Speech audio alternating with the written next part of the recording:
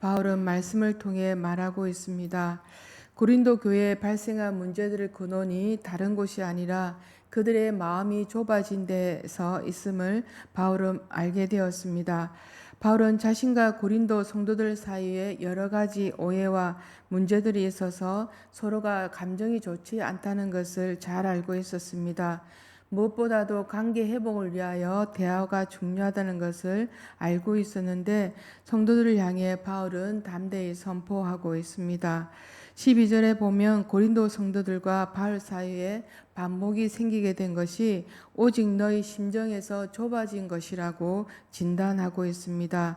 여기서 심정은 언어적으로 보면 심장 또는 허파라고 지칭하는데 헬라인들은 이것을 감정이나 또 사랑을 담는 그릇으로 이해하였습니다. 결국 고린도 성도들과 바울과의 관계가 오해가 생기고 비난이 생긴 이유는 고린도인들의 심정 곧 편협하고 옹색한 마음에 따른 것이라고 할 수 있습니다. 사람들과 의사소통을 하거나 친분을 가질 때 우리의 마음이 매우 중요한 역할을 합니다. 마음이란 의식과 생각과 또 감정 등을 정신작용의 총체라고 정의할 수 있습니다. 마음은 인간이 생각하고 의지적으로 결정하는데 또 행동하는데 결정적인 영향을 주기도 합니다. 잠언 13장 10절에 이런 말씀이 있습니다. 교만에서 다툼만 일어날 뿐이라 권면을 듣는 자는 지혜가 있느니라 라고 우리에게 말씀해 주고 있습니다. 이미 세상에서는 서로에게 생각해서 건네는 권면이 사라진 지 오래고 오히려 권면을 건넸다가 해가 돌아오는 세상에 우리 모두가 살고 있습니다. 안타까운 마음이 있어도 또 마음으로 안타까워야 되지 행여나 정말 생각하고 건네는 권면이 오히려 서로의 관계가 어긋나기도 합니다. 유대인들은 특히나 선민의식이 강했던 사람들인데 그들의 의식이 때로는 독선을 낳았고 그들은 본분을 망각하고 또 자기들만 유일한 하나님의 백성이고 또 거룩하고 가치 있는 사람이라고 생각했던 것입니다. 독선적인 생각은 때로는 어인들을 정죄하기도 하고 교회 공동체를 이루는데 도움이 되지도 않고 있습니다. 바울은 고린도 성도들 향한 마음이 남다른 것을 본문 13절 말씀을 통해 알 수 있습니다. 그들이 마음이 좁아진 원인이 그들 자신에게 있다고 바울은 말해주고 있는데 바울은 부모와 같은 마음, 아비와 같은 마음으로 성도들을 대하는데 그런 바울의 또 사도적인 권면 앞에 그들은 마음을 열어야 했습니다. 그러나 그렇지 못한 성도들은 부모의 마음으로 바울은 좁아진 마음을 넓히라고 말하고 있습니다. 죄와 허물을 책망할지라도 고린도 교회 성도들은 마음을 넓혀서 이를 받아들여야 했습니다. 때로는 선포되는 말씀을 통해 죄가 드러나고 또 책망을 통하여 변화를 촉구하는데 이것마저도 자신의 기준에서 받아들일 때 스스로가 좁혀진 마음으로 시험에 들기도 합니다. 성도는 하나님의 말씀을 통해 자신을 깨닫고 또 자신을 돌아볼 때 성도로서 거룩함으로 나아갈 수 있음을 고백합니다. 또 나를 위해 진정한 권면을 우리가 듣고 있다면 자신의 내면을 상황을 돌아볼 때 좀 더 나은 모습으로 돌아가지 않을까 합니다.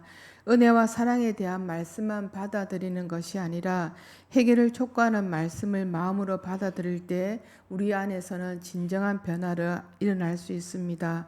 진정을 담아 진실을 담아 건네는 마음과 권면을 받아들일 수 있는 신앙의 자세가 우리에게 있다면 우리는 성도로서 거룩함을 입을 수 있는 길로 나아갈 수 있습니다. 살다 보면 우리가 여러 가지 문제를 통하고 있지만 마음을 열어야 할 때가 있고 또 마음을 담아서 주변의 얘기들을 들어야 할 때가 있습니다. 그러할 때 좁은 마음이 아니라 넓은 마음으로 듣고 넓은 마음으로 받아들이시는 우리 모두가 되시기를 기원드립니다.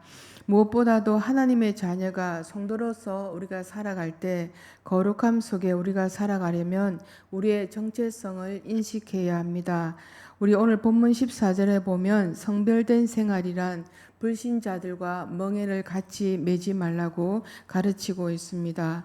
바울은 고린도 성도들의 핵심 문제를 지적하면서 너희는 믿지 않는 자와 멍에를 같이 매지 말라고 우리들에게 말씀합니다. 고린도 성도들의 근본적인 문제는 복음을 따른다고 하면서도 반복음적인 요소를 쉽게 행하고 있는데 그들 주변에 믿지 않는 자들이 있는 것을 볼 수 있습니다. 멍에를 함께 매지 말라는 말 속에 불신 신앙인들과 불필요한 관계 속에서 살지 말라는 뜻도 담겨 있습니다. 바울은 신자들이 불신자들과 특별한 관계를 맺는 것이 옳지 않음을 어찌라는 의문부사를 사용하면서 빛과 어둠이 어찌 사귀고 또 그리스도와 벨리아가 어찌 조화를 이루며 또 성도들의 자신의 정체성을 또 고린도 성도들 향해 말하고 있는데 바울은 우리가 하나님께서 함께 하시는 성전이라고 말해주고 있습니다. 하나님은 세상에 살아가는 우리 모두를 그분이 거하시는 성전으로 불러주셨습니다. 성도는 먼저 자신이 어떤 존재인지를 잘 알고 살아가야 합니다. 우리는 그리스도께서 치르신 대가를 통해 우리 모두가 어렵다고 인정받은 자들입니다. 우리 모두가 나 스스로가 뭔가를 잘해서 뭔가를 행해서 어려워지는 것이 아니라 그분의 대가를 통해 인정받은 것임을 우리는 늘 마음에 담고 있어야 합니다. 그렇게 인정받은 우리는 하나님은 마태복음 5장 14절 말씀을 통해서 너희는 세상의 빛이라고 우리에게 알려주고 계십니다. 우리의 신분, 저와 여러분의 신분은 어두운 가운데서 빛으로 나온 자들입니다. 자신의 정체성을 올바로 알 때 우리는 그분이 주시는 거룩함을 온전히 덧입고 살아갈 수 있습니다. 저와 여러분이 함께 모여 하나의 공동체를 이루는 것이 우리가 함께하는 교회입니다. 이곳에 모인 우리 한 사람 한 사람이 나의 정체성을 잃어버린다면 바울이 말한 그 멍에의 짐을 우리는 지고 살아갈 수밖에 없습니다. 나를 위해 십자가 지신 주님을 우리는 믿는다고 하면서 사랑과 헌신이라는 모습이 우리에게 드러나지 않는다면 그분의 뜻이 온전히 전달되지 못하는 자가 되어집니다. 사랑과 헌신은 우리가 그리스도께 속해 있음을 드러내는 가장 분명한 증거이고 자신의 삶을 통해서 우리가 사랑과 헌신이 드러날 때 우리의 정체성이 더 증명할 수 있습니다. 우리가 누구인지를 아는 것은 지금 이곳에 우리가 어떻게 살아가고 있는지에 대해서 또 결코 분리될 수 없고 우리가 어떻게 사는 것이 가장 바람직한 것인지를 잘 알게 해줍니다. 나 스스로가 하나님과 나 사이의 정체성을 확립하지 못한다면 우리는 세상에 휘둘려 살아갈 수밖에 없습니다. 세상은 우리를 그냥 그렇게 보아오고 그냥 또 놔두지 않기 때문입니다. 하나님의 자녀임을 하나님의 성전이 내 안에 있음을 우리가 정체성을 분명히 인식한다면 저와 여러분의 삶 속에서 반드시 드러날 것입니다. 바울은 고린도 교회가 구별되어 지키도록 적극적인 행동할 것을 촉구하고 있습니다. 무엇보다 바울은 고린도 교인들에게 바른 것을 추구하기를 원하는데 첫째로 성결한 사람이 되기를 원합니다. 성결은 성도들에게만 적용되겠는데 또 하나님의 언약 그 약속에 참여하는 자들에만 성결이 요구되기 때문입니다.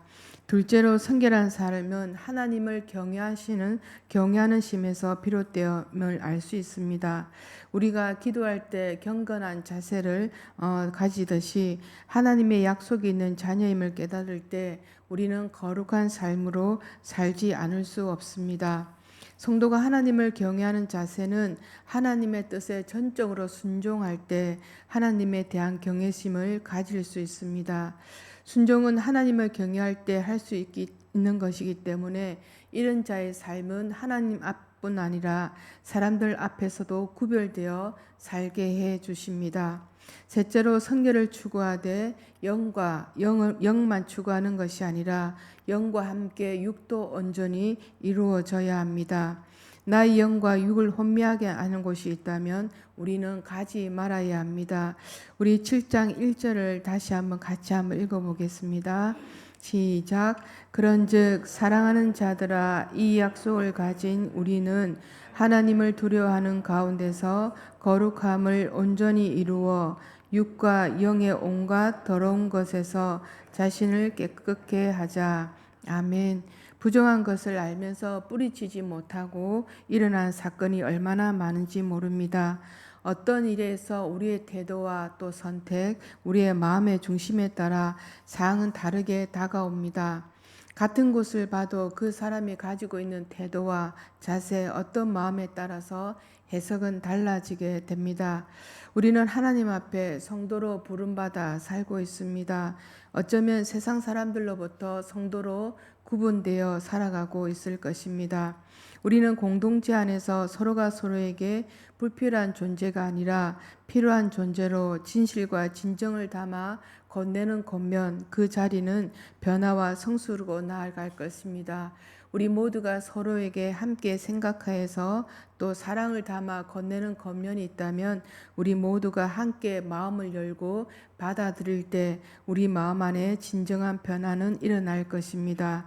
정체성이 분명한 사람은 누가 뭐라 해도 세상에서 흔들리지 않고 또 하나님으로부터 주어진 뜻을 향해서 묵묵히 걸어갈 것입니다.